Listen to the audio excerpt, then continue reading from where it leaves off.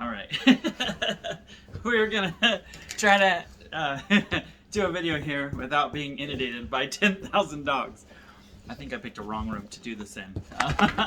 Unfortunately, when you have 7 mutts, you don't really get any privacy or anything. All right, kids, I need you all to pick a spot and sit down so we can do this video.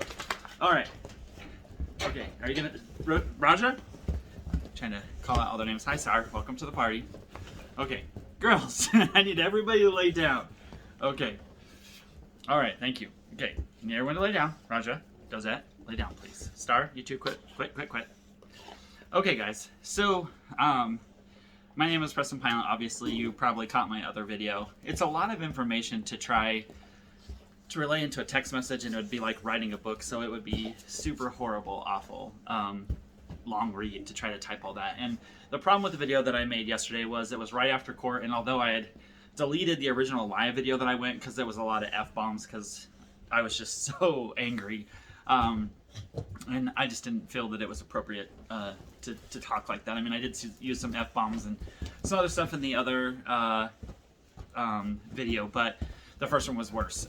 So anyhow, but the problem with that live video, or that video, was I was all over the map and telling the story. Hey, girls, quit. Raja, stop. He wants you to leave him alone. And so it was kind of like all over the map, and I didn't really get the story out there from beginning to end. And I mean, I think a lot of people kind of put it together. And of course, since then, lots more. Zebby, I understand, buddy, but I'm trying to do something. I need you to sit down. I need you to sit. Girls, quit licking each other's mouths. Sorry, they're brushing their teeth. Girls, you're going to have to go outside or to another room, okay? Thank you, Zeppy. I understand. So, anyhow, yeah, sorry. I apologize. I seriously picked a terrible room to do this in. Zeppy, sit down. Sit. Hey, sit. Good boy. And so I wanted to kind of do this again and try again so we could make a little bit more sense. And there's also, like I said, been more information. I've been contacted by more people who have come forward and kind of filled in more pieces of the empty puzzle about everything that transpired with this case.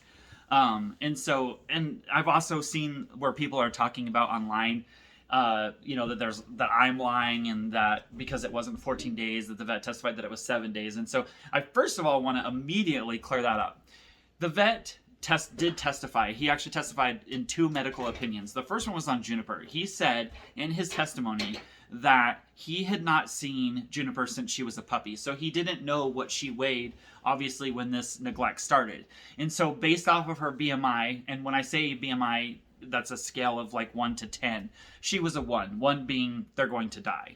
That there is no fat tissue, there is no muscle tissue, it is mere skin and bones. And Rorschach was also a 1, even though he did survive. When he was at the vet, they feared that his body was actually starting to eat his heart muscle because there was literally nothing left for the body to try to survive off of, because it had eaten all of the fatty tissue and muscle tissue in his body. I mean, I don't know if I posted some pictures of him earlier on when we first got him. They'd asked us not to really post a lot, but I did post some. And you can see like his pelvic bone is clearly visible. All of his ribs were clearly visible. His head and everything were completely sunken. And the best way I could describe it to people was, I always said, do you remember that Sarah McLachlan video of where she's saying that in the arms of an angel, and like they'd show all those like anorexically thin, super sick dogs? Rorschach looked worse than those dogs. So, and he was covered in urine and feces, and like it was just like painted into his skin because they had laid in these crates for so long. So anyhow, sorry, backing up. So the vet said that he hadn't seen Juniper since she was a puppy, and so he estimated, based off of how long it takes somebody to die without food and water, that it was 7 days. So that's where that number 7 comes from. But he knew how much Rorschach weighed because Rorschach had been neutered just before Jaslyn took him home. And while he was at the vet, he weighed 65.5 pounds. And so they had a start weight. And then, of course, when he came into the vet, he testified that he weighed 31.5 pounds. So he lost 34 and some pounds. And so based off of a medical opinion of how long it took him to starve eating his own body and trying to basically live off of feces and urine because that's all he could eat, that was in his crate with him. So he estimated 14 days or longer. But he said 14 days. So that's where you get the two numbers, the 7 and the 14. I know some people that are supporting Jazz are saying that I'm lying because the vet testified to 7 and I'm saying 14 and blah, blah, blah. So that's where the two numbers come from. But obviously, all of these dogs, the little Danish Hound, Rorschach, her Black Lab Juniper, were all locked in the crate, in these airplane crates. There's a video on my page that shows her house. The landlord did a walkthrough of the mess that she left behind, and her house is utterly trashed. The video is really grainy, so you can't really see it, but she does kind of commentate and talk about how all that poop in that room was from a ferret, and you get like a small glimpse of an airplane crate, and that is where Rorschach was kept at. And I know that because she sent me a video of that very same crate prior to this, that she had crate trained him for at night, which I was fine with crate training while at night because we have 2 crates for our 2 little dogs. The rule of thumb with crate training is you never leave them in a crate for more than 6 hours. Obviously, people work 8 hours, so what you're supposed to do is you crate your dog in the morning, you go to work, and at lunch you come home, let your dog out, let him go potty, maybe give him some water or food, and then they go back into the crate. Now, and you can do that, and it's not 8 hours, it's not even 6 hours, because they got that 4-hour break, and that's totally acceptable for people to do. I know some people that are vets that, work 12 hours, and so, dogs obviously do have to spend a little time in crate, but a crate should never be a punishment, and it certainly shouldn't be a jail or a captivity where a dog spends 7 days, 14 days, whatever. The thing that boggles my mind is her friends are defending and saying that it's 7 days, and it's like, is that any more acceptable? 7 days with no food and no water? 7 days, 14 days? It doesn't matter. It's a day. It's more than a day in a crate without food or water. So it really doesn't matter whether it was 7 days or 14 days or 1 day to go without food and water. These dogs perished because they didn't have water and they didn't have food. I don't know what the length of time is for an animal to perish without food and water, because obviously that's not something I want to know because it's disgusting. But a human being cannot survive more than 3 days without water. You can live without food for weeks on end. I mean, they did it in the concentration camp. You guys stop chewing on me, please. But obviously they had access to water or they would have perished sooner, but they had very limited food, and you can see the videos where they're skeletons, and it's horrible. It's a horrible thing of humanity that we have in our history. But so these dogs, in order to get to that skeletal status where they were literally a skeleton, where you can see all of their bones clean as a bell, and that's what these dogs looked like. The Juniper that died, and I didn't see the pistachio dog, but I did see Juniper, and I did obviously see Rorschach, because Rorschach came to stay with us for 2 weeks. And he was skeleton. He was just skin and bones. And in order to put him back onto putting weight back on, we had to get his digestive tract working again, because for whatever amount of time that they were locked in a crate, I'm going to just say 14, because that's what the vet testified was 14 or longer for Rorschach based off of his before and after weight. So for that 14 days, while locked in a crate and not having any food and water, he still went to the bathroom. He ate what he went to the bathroom. He drank what he went to the bathroom, and then did it all over again. And he did that for the length of time in his captivity. Eventually, or at some point, they probably had access to food and water in the very beginning. It spilled, or they drank it all, or whatever, and then that's what happened. So let me tell this story from beginning to end, and hopefully not zigzag. I'm ADHD, so I tend to get sidetracked and say other things. Let me just pause for a minute. I do want to show something. I have 7 dogs, and I have a lot of people actually joke because my dogs are super fat. So this is Star. She is very fat, very, very big boned. This is Shadow. And Shadow, you can actually see his ribs, and in some places, in some portions. He's not a very, very fat dog. He's very skinny. Roger, quit, honey. I'm trying to show him off. So we actually took Shadow to the vet because we thought that he was anorexic. We thought that he wasn't eating. And the vet, this is actually kind of funny, the vet said to us, Preston, this is the weight that a dog is supposed to be, because all of our dogs are fat. We have Oakley, who is another little chunky monkey. Let's see if I can spin this camera all the way around. Cleo, oh, look up. So you can kind of see her. She looks like she swallowed a watermelon. She's a big girl. And Juniper was a heavy girl like Oakley and like Star. She wasn't super huge, but she was big. And so it takes time for the body to absorb and eat that tissue to survive. And that was the problem with Rorschach. I said earlier that the vet said initially their fear was that he was going to die because his body was had already attacked all of the muscle and his system had already attacked all of the fatty in his system and was now focusing on his internal organs. And the next internal organ that you have is the heart. That's the last source of nutrition that the body has to try to survive. And so that was their big fear with him. So, okay, now that I'm sorry, I've got, again, ADHD, apologize. Okay, so we'll start at the beginning. So Roshak came to stay with us because Roshak belonged to an employee and friend of ours. And that person got into some trouble. He made some bad life choices. And he went to jail for a while, and then he went to treatment and to get clean and sober, which is what needed to be done. And so while he was in jail and waiting on a bed to get into the treatment center, Roshak, my business partner, who's also with another business, is also the employer's boss and also my best friend. And he's kind of Roshak's kind of his dog too, because they live next to each other, and he's always taking care of him and stuff. And I joked in my testimony at the court hearing that Roshak thinks that Scott is his owner, because he gets super excited and he jumps all over Scott anytime he sees him, because Scott has done a lot of care for this dog. He's also the one that takes care of him financially if the dog needs to go to the vet or something like that. So essentially it is Scott's dog too, but it really doesn't belong to him. So anyhow, so Roshak came to us and he boarded with us for, I want to say it was something, I made a post on it, and I don't want to throw out the wrong number, but it was plus 50 days. Let's just say that. I think it was somewhere in the range of like 64.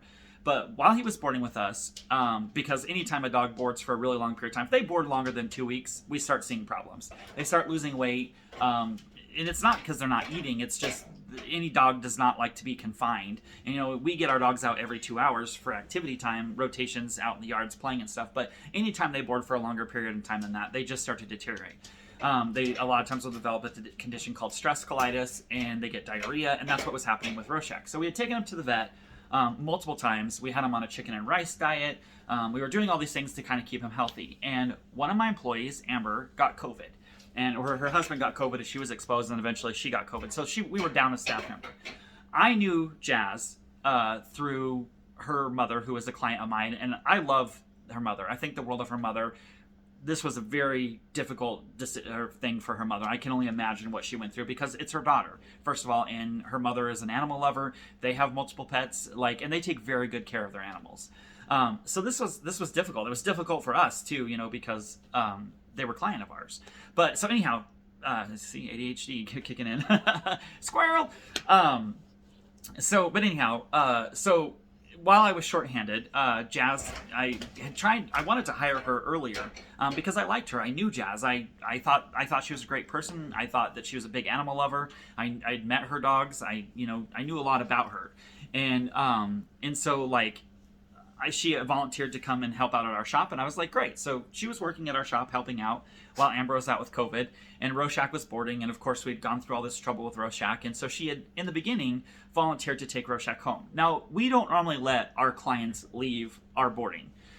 I'll bring clients home to my house with the owner's permission, but I don't let my employees take my clients. They stay locked and secured at our facility or in our cottages. But with Roshak, because he had boarded so long, and it was kind of a different circumstance because he was somebody that belonged to an employee of ours, we were okay with it.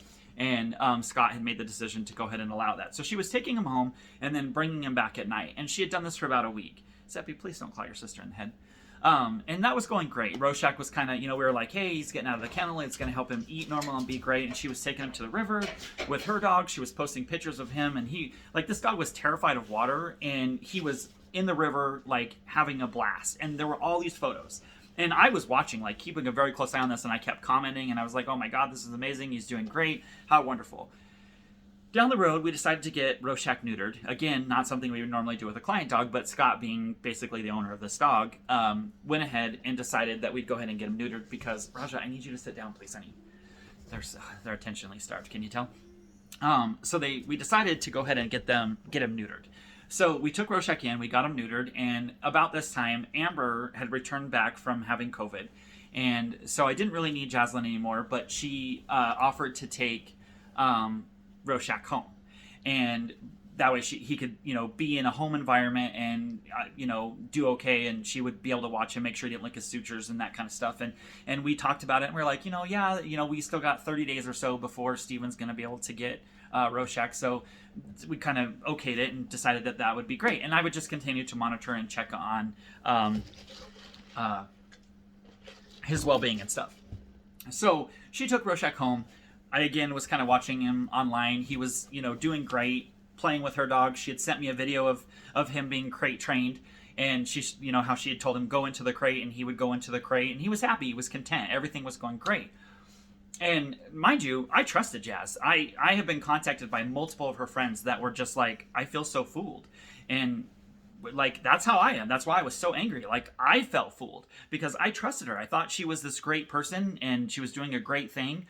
And so fast forward a little bit, my stepdad got COVID. He contracted COVID and was admitted to the ICU, and he ultimately passed away from COVID. My mom, this is her second husband to die, so my mom was a wreck because my dad died when I was young. And so I had to take care of my mom. And my brothers, we flew in from out of state. And so I kind of stopped paying attention to the whole world. I stepped back, didn't even pay attention to my own dogs. My spouse took over, the facility and the dogs, and like it just, my whole world got turned upside down.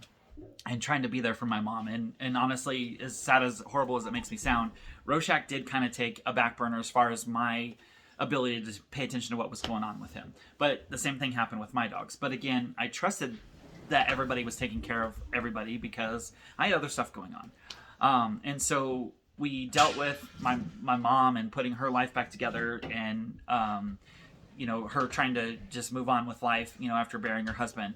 And so throughout that time, I was kind of checking in with Scott, and he was like, hey, how do you think Rorschach's doing? Have you heard from Rorschach? And honestly, I told him, I said, I'm sure he's fine. Go check her Facebook page. She had been posting videos. I'm sure he's great and whatnot. And sadly, what we didn't know is she had actually stopped posting on September 3rd. Now, I learned after this case through multiple friends that, which we already knew that she wasn't at the house, but I learned from her friends that she had actually told her friends that her bathroom had broke at her house, and so she was staying with her boyfriend. The boyfriend didn't like dogs. I knew that. She had told me that, when she had worked for me, just through casual conversation. He liked 2 of the dogs, but didn't like all of the dogs. And Rorschach wasn't her dog, so she obviously put Rorschach, Juniper, and this other dog that I didn't even know existed at her house, along with the 3 cats and a ferret. I have no idea what happened to the ferret. The police never talked about it. It was not brought up in trial. The room clearly had a ferret in there. There was poop in that video. If you go back and watch it, there's poop all over the room. But I don't know if the ferret died or what. She wasn't charged with animal cruelty on the ferret. I hope that it is okay, but I don't know. So anyhow, again, squirrel. So as I kind of started to get back to normal with our life and kind of getting everything back in the brunt, Scott came to me and said, hey, we need to get Rorschach back. And I was like, yeah, okay, I'll get a hold of Jazz. Well, I had called her. I had tried to reach her. She didn't respond to my text. She didn't answer my text. She didn't answer my calls. She didn't respond to my calls. But because her mom was a client of mine, I reached out to her mom and I said, I need to get Rorschach back. He needs to get back to our facility. If he doesn't, Scott's going to call the cops and report him as a stolen dog. Now, mind you, up to this point, I love Jaslyn, and I thought she was trying to steal Rorschach because she had fallen in love with him. I mean, he was an adorable dog. Like, that's what we believed. We just thought that she wanted Rorschach for herself. And if you've ever fostered a dog, they have that term foster fail. It makes total sense because you fall in love with a dog that you're fostering and then you can't give him up. Zoe is a basically foster fail. She's not here, but she's another one of our big watermelon dogs, but she's in another room. But anyhow, so that's just what we're thinking is, okay, she's just going to keep the dog. So I called her mother and I said, hey, I need you to get a hold of Jaslyn because we need to get this dog back. And her mom was like, okay, I'll call her and have her call you. So her mom calls Jaslyn, and her mom texts me and says, hey, she's going to call you in 30 minutes. And I was like, okay, she was taking a shower or something like that. And I'm like, all right. So she finally calls me back and like nonchalantly tells me that she has the dog and everything's great and blah, blah, blah. And that she'll bring the dog at 1:00. And I was like, no, you need to bring the dog now because Steven is getting out and we want him to get his dog back and we want life to be merry and we need that before that happens. And so she was like, okay, well, I have a flat tire. And so I was kind of getting irritated because it was like excuse after excuse. And so I was like, well, then just give me your address and Scott will come over and pick up the dog.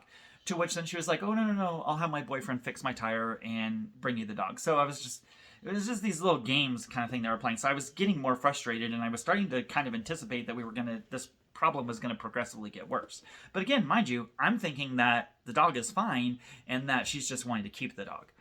And I feel for her in that aspect because there was an emotional attachment there. I had a hard time giving Rorschach back, and I had him for 2 weeks here at the house while we were caring for him. I, in fact, told Scott, I was like, well, I want to keep Rorschach. And he's like, you have 7 other dogs. You don't need an 8th. But so I got that part. Like, okay, sorry, I'm doing it again. Squirrel. Anyhow, so time goes by, about 2 hours go by, nothing. She was supposed to have him there with him like 30 to 40 minutes, and we had no Rorschach. So I contacted Scott, and I'm like, hey, I don't know what we're going to do. I'm like, I'm really thinking she's not going to give this dog back. And he's like, I think it's time to call the police. And he's like, or he said, let me call her. So he calls her, or texts her, I'm not sure which. And I know that the message was more stern and something along the lines of, where the F is my dog, and bring me my effing dog back, or I'm going to call the cops. So like literally as soon as she gets that message, whether it was text or voicemail or whatever, she calls my phone. And I answer my phone, and she is hysterically crying. And it was loud, and she was like screaming into the phone, and she was saying how she couldn't believe someone did this to him. No one's going to believe her, that he's lost so much weight. And I'm thinking like, okay, he's lost like 5 or 10 pounds. Like, it's not a big deal. She probably, I didn't know what I was honestly thinking. But more than anything, I was just like, it doesn't matter, Jasley. Just bring me the damn dog. I was like, if he needs to go to the vet, I'll take him to the vet. If he needs food, I'll give him food. Just bring me Rorschach now. And so I'm telling her that in the next breath. Now, mind you, while she's saying this stuff, I'm walking around my kitchen trying to find a digital recorder because her emotional outburst it seemed rehearsed. It seemed non-sincere. It didn't seem real. And I wanted to record it because I thought in the next breath, she was going to tell me that Rorschach had ran away. In rescue, that happens. Like, people, the dog ran away, and then they go hide it somewhere else. So I thought that like maybe that's what was going to happen with Rorschach. So I was getting a tape recorder, or trying to find a tape recorder to record this conversation, because if we had to go to court over this, because she would not give the dog back, I wanted evidence of it. But before that had happened, suddenly she was screaming, Juniper's dead, Juniper's dead. And I'm like, what the hell? Like, and so then I'm thinking, oh my God, did the dogs get into it? Dog fights happen? Like, I didn't know what I was thinking. The phone goes dead. So I call her mom, or I text her mom, I'm not sure which. And I said, you need to get over there. You need to find out what's going on. She's saying, I think I said the wrong dog name because I didn't quite make out what she was saying. And I had heard a man's voice in the background saying, bag the dog. Turned out to be a mailman who was telling her that Juniper was going to defecate because she was deceased, and to put a bag over her. So, because I guess she was loading him in the car to take him to the vet. And so I told her mom, I said, you need to do this and let us know what the hell's going on so we can get Rorschach back. So her mom texts me back and says, she's not answering me. I don't know what's going on. So we started calling all the vets, trying to find out where they might be taking Rorschach to, because we knew somebody was injured. And so we gave a description of what the dogs looked like. We gave a description of what Jaslyn looked like, and we waited for somebody to call us. Nobody called. So Scott sent her another text and said, where the F are you? I'm calling the cops. And to which she replied, CMCA, Casper Animal Medical Center. So Scott went up there, and he was there for a couple minutes, and he texted me and said, you need to get up here, you need to get up here now. So I got there, there were cops in the parking lot, and I was like, oh, he called the cops. At least we're getting the dog back. I'm thinking that this is the worst that's happened, is the dog is basically being dog napped. And so I go in, and I asked where Scott is. They told me to go into this room, and I was like, okay. And we sat down in this room, and then they came in and told us that we would have to visit with a detective. And I was like, okay. I'm like, this is more serious. I kind of turned to Scott, and I'm like, what is going on? And he's like, it's bad. He's like, it's really bad. And I'm like, okay. And so we kind of waited, and then the vet tech came in and said, the detective will be in to visit with you, and then after that, the doctor will come in and talk to you about Rorschach. And I was like, okay. So the detective came in, and he asked us like how we all played into this, like who Rorschach was, who Rorschach belonged to, why did Jaslyn have Rorschach, and we're like, okay. So he kind of we go through that whole ordeal. And then he says, okay, we'll be in touch, and I'm going to go. And so he left, and then the doctor came in, and he's like, okay. He said, Rorschach is really bad. He explained how he had lost all of his body fat, all of his muscle fat, and he worried that his body was now feeding off of his heart, and it was going to cause him to go into heart failure. They didn't know that if Rorschach was going to live through the night or not. And he told us that he was going to take us back there and show him, but it was a scene. It was a shocking scene. Now, mind you, I had just seen this dog, like, 4 weeks prior, and he weighed 65 pounds, was a super fat and healthy, happy dog. And so they took us back into the exam room, and Rorschach was so weak, he couldn't stand, and he just pushed his nose into the crate and cried. And Scott immediately bawled, I started to tear up, and we just felt totally helpless and in horror shock. He was nothing but skin and bones. You could see every bone in his body. You could count all of his ribs. You could see his pelvic bones. You could see like his skull. It was disgusting. And he stunk. The stench of urine and feces just irradiated from him. He was yellow all around his legs and kind of this brownish. It didn't honestly look like poop, but you knew that that's what it was, because he'd clearly laid in it. He had a few sores all over his lower abdomen, and it was awful. So we left. We went back to the exam room, and we went over to the plan of attack for his care, which required basically every 2 hours he needed to eat 2.4 ounces, little tiny amount. And so he asked what the plan was for discharge. He said that he would stay there for a while, and they were doing intravenous IV, so they were constantly pumping him full of fluids, because he was 100% dehydrated, had no stuff whatsoever. So later we found out that that there was another dog that was at the facility, which was Juniper. They had brought her in, and she had died basically upon arrival. She took her last breath in the car and died. And she too was covered in feces and urine. And in fact, the people that take care of animals, I don't want to mention their business name, but they kind of cleaned her up, or the vet kind of cleaned her up, because it was awful. She was just covered in feces and urine, and they took her to go be cremated. And so the detective went in and visited with Jaslyn and took her statement. And then they came back and talked to us again. And I said, what about the other dogs? And he said, what other dogs? And I said, she has more dogs. Like, there are other dogs. So he went back and talked to Jaslyn, found out that she did have 2 more dogs over her boyfriend's house. So he asked to see them. So they went to her boyfriend's house, and those dogs were in perfect health. Nothing was wrong with them. And so he was like really confused, like, why did these 2 dogs die and this dog didn't? So then the detective said, and he testified about all this in court, by the way. So he said, why don't you take me to where Rorschach was being kept at? Because during their interview with her, she made the claim that she was staying at her boyfriend's house, and she had talked to the neighbor and asked the neighbor to go over, let her dogs out, feed and water, and so on and so forth. Now, mind you, she's not out of town. She's not working at a job. She was unemployed, living at her boyfriend's house. Her boyfriend had a job. So she sat at her boyfriend's house for, whether it was 1 day, 7 days, 14 days, 30 days, 3 weeks, whatever. She was at her boyfriend's house while these dogs and animals were locked in crates and bedrooms and things at this house. So the cop and her go over to Jaslyn's house. She doesn't immediately let them in. I think the cop testified it was like 5 minutes or 10 minutes or something like that before she opened the door and let them in. They go inside, and they're walking around this disgusting apartment. And he testified about the garbage and groceries that were laying on the ground, and that's what the cats were eating. Which is why they didn't die, because they were drinking water and whatever they could get to from the toilet, the sink, and so on and so forth. And they were eating the food on the ground. But here were these crates that these dogs were locked in. And when they walked into the room where Rorschach's little prison crate was at, they found the Danish Hound still locked in its crate, deceased. It had died in its crate. Never saw a human when it took its final breath. So that is the whole story. I don't think I've left anything out. I hope I've answered everybody's questions. I know that I kind of jumped around a lot, but so obviously they cited her, and she went to court and pled not guilty.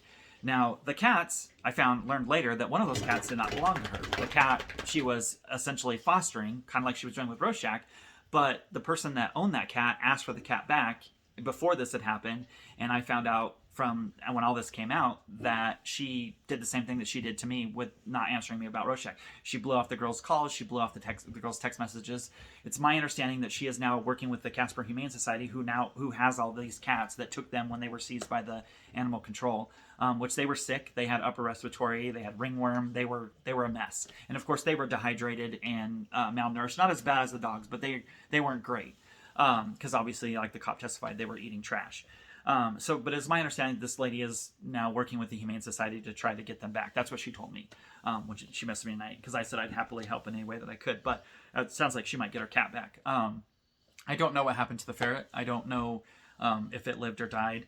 And then obviously Juniper passed away, and I don't remember what the cop testified to the dog's name of it. But I know that there's been a lot of people.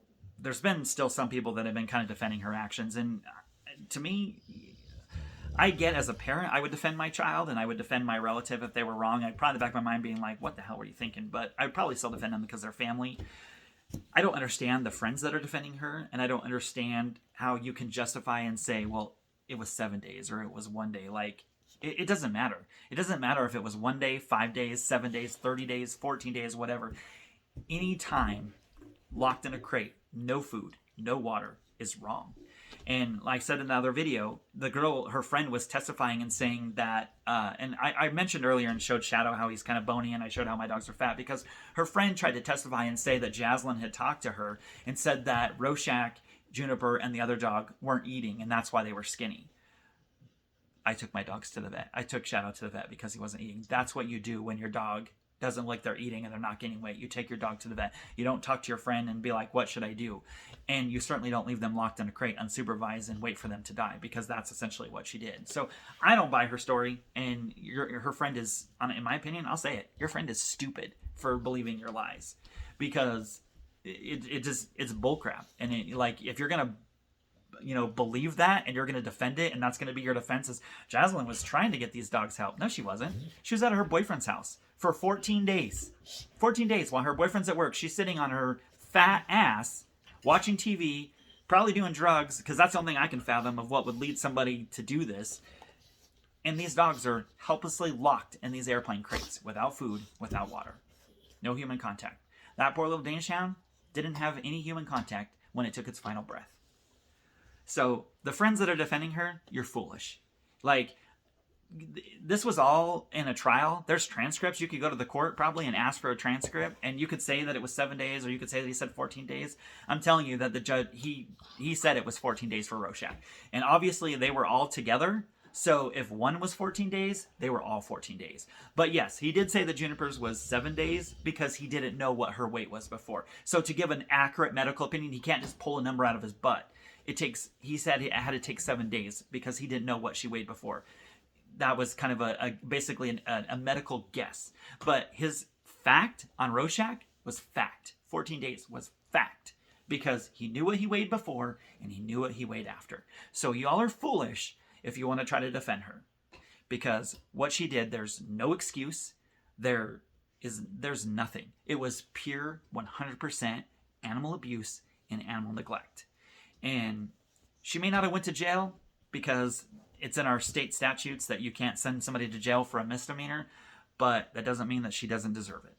And I posted this, and I'm sharing this and telling this story and talking about it constantly because I want to make sure everybody knows. And why? Because I don't want this to ever happen again. Nobody should give her a dog to foster. Nobody should employ her to work with animals, because 6 counts of animal cruelty is what she was found guilty for.